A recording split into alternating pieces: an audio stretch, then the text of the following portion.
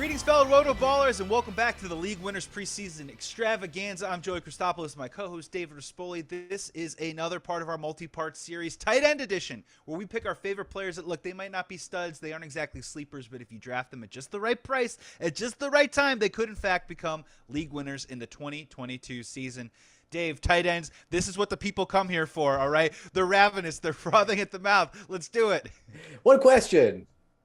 Do I have to? Yeah. David, we talked about this before the show. You have to, because let's be real, man. If you get the right tight end, you're right. Not named Kelsey, Waller, Kittle, and I'm sorry, Andrews. If you get the right one just outside that range, it could turn into a league winner, Dave. So we got to do it. Yeah, absolutely, Joey. Why don't you dive into the first one? Because this one was actually kind of that guy last year, and it was his rookie season. Who was that?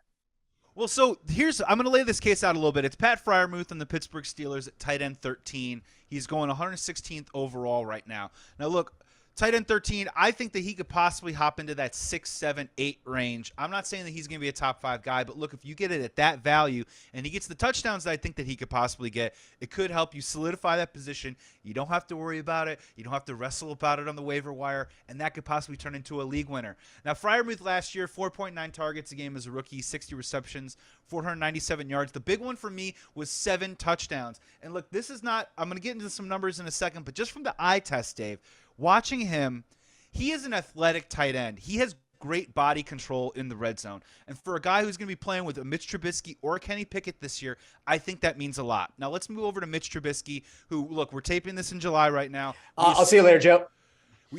Dave, okay. Yeah, his therapist actually told him to just not talk about Mitch Trubisky I can't anymore. talk as It's a Bears over. fan, Joey. I have, by law, I cannot talk about Mitch Trubisky. So you just take it ahead. I'm going to go ahead and mute. We're already done. So here it is. In 2018, Mitch redacted. He targeted Trey Burton 4.8 times a game. The reason why I'm bringing out 2018 was this was the year that Mitch had his best possible year. Trey Burton had 54 receptions for 6 touchdowns and 569 yards. The best part about that was he also had 29 first downs. So on third down, Mitch Trubisky looks for a big-bodied receiver that he can throw to.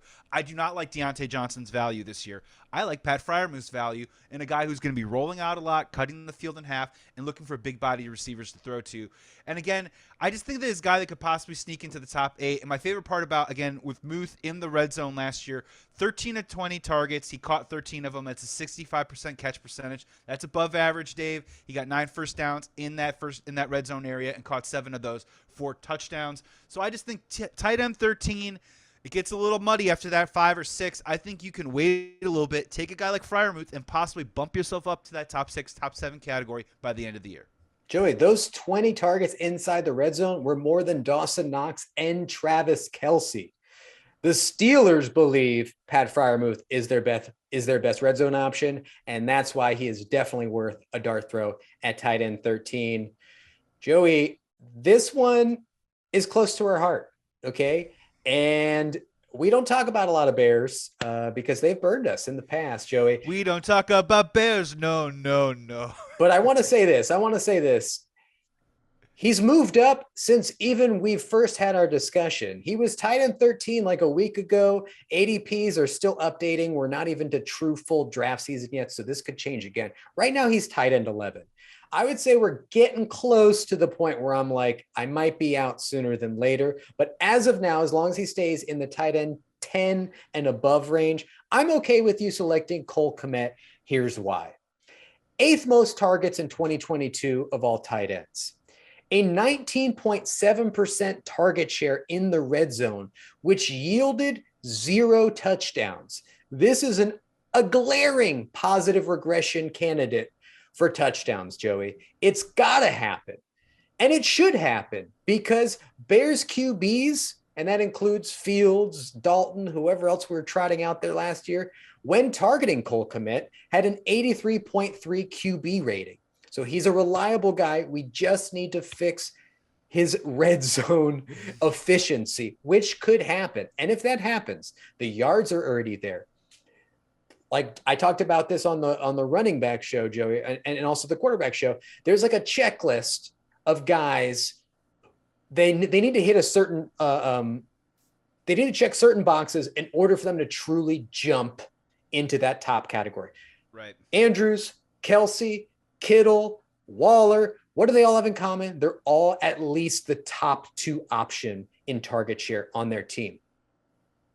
Look at the tight ends going outside the top 12. Who actually could be that? Cole Kmet. It's Darnell Mooney, it's Cole Kmet, and then it's a bunch of guys who are on your 2017 fantasy football waiver wire. It's a bunch of jokes. Tajay Sharp, are you kidding? What are we doing, Joey? I'll trade you Tajay Sharp for. Okay. We're just going to go ahead and say he's a nice value. Let's move on, Joey, but let's stay in the division to a guy you like a whole lot. Yeah, really nice value with Cole Kmet. The other one is Minnesota Vikings. You know, there's a lot of buzz about them playing better, about them possibly winning the division. I'm a little bit of a wait and see on there, but I do like them from an offensive standpoint. I do like Irv Smith Jr. I mean, this is a guy who right now is tight end 14.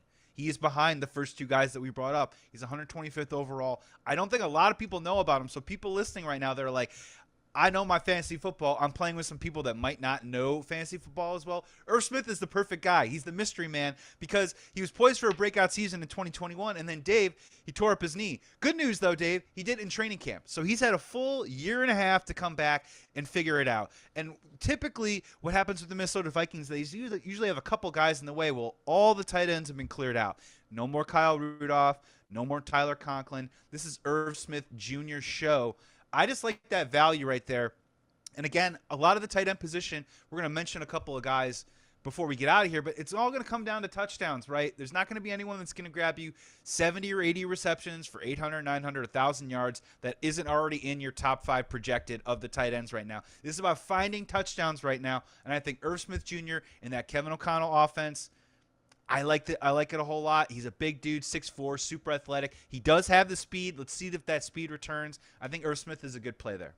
I like the call, Joey. He's another player who, out of sight, out of mind, people have forgot about. But had he been healthy through the preseason last year, would have probably gone inside the top 12. He was a very trendy sleeper then. I still like him this year as well. Here's a tight end who has fallen drastically. Weeks ago, I've been really invested in underdog best ball this year, probably too much to my bank account. But weeks and weeks ago, Joey, Albert, I'm not going to pronounce his last name.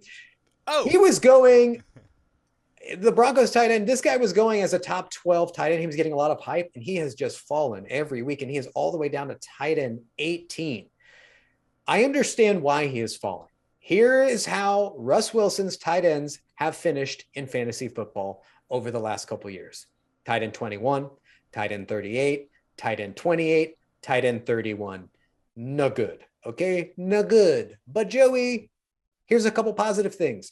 Noah Fant was second on the Broncos in targets on a team with Cortland Sutton, Tim Patrick, KJ Hamler. Now, they weren't all healthy at the same time, but again, if he can fall into that 3rd or 4th on the team, in a team we think is going to throw more, with Russ Wilson throwing him the ball, he's worth a dart throw 4 touchdowns.